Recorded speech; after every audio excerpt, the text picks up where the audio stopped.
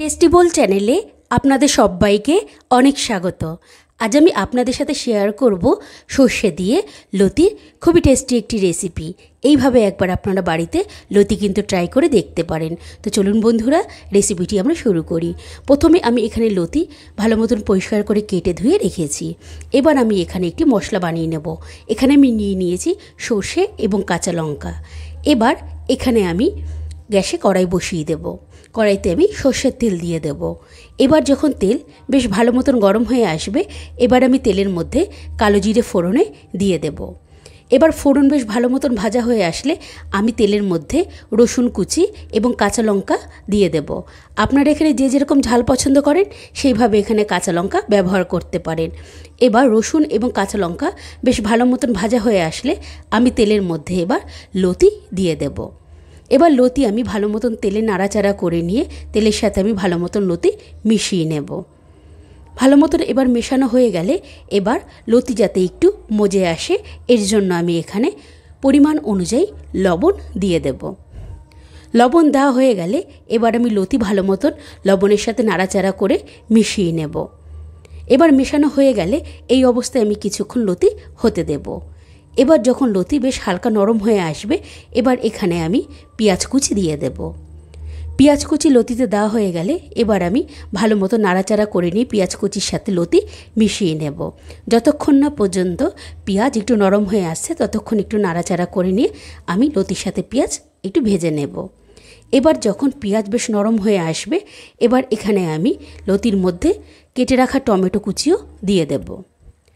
Tomato লতির মধ্যে দিয়ে আমি আবার একটু নাড়াচাড়া করতে থাকব, যাতে টমেটো বেশ ভালো মতন নরম হয়ে আসে। এবার যখন ভালো মতন বেশ পেঁয়াজ এবং টমেটো নরম হয়ে আসবে, এবার আমি এখানে মশলা দিয়ে দেব। প্রথমে এখানে আমি আগের থেকে বেটে রাখা সর্ষে এবং কাঁচা লঙ্কা এই পেস্ট আমি দিয়ে দেব।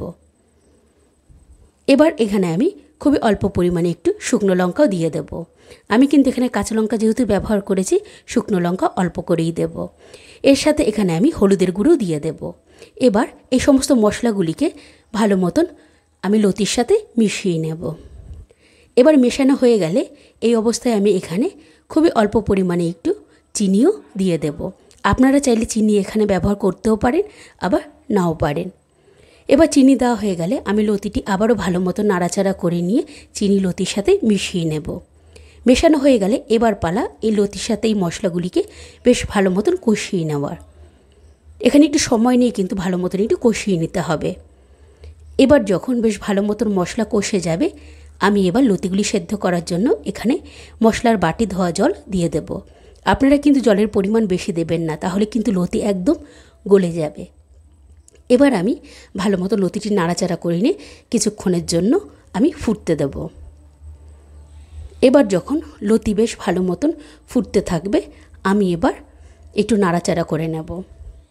এই সময় কিন্তু গ্যাসের ফ্লেম একদম হাইতে রাখবেন না, তাহলে কিন্তু লতি কড়াই নিচে লেগে যাওয়ার একটা সম্ভাবনা থাকবে। দেখুন বন্ধুরা, কি সুন্দরভাবে জলও টেনে গেছে, লতিও কিন্তু সেদ্ধ হয়ে গেছে। আপনারাও ঠিক এইভাবে একবার সর্ষে দিয়ে লতি বাড়িতে বানান এবং আপনাদের মতামত আমাকে কমেন্টসে জানান। আজ তবে আসি বন্ধুরা, আবারও অন্য কোনো দিন নতুন কোনো রেসিপি নিয়ে আবারও আপনাদের সাথে আমার দেখা হবে। আজ আসি বন্ধুরা, বাই।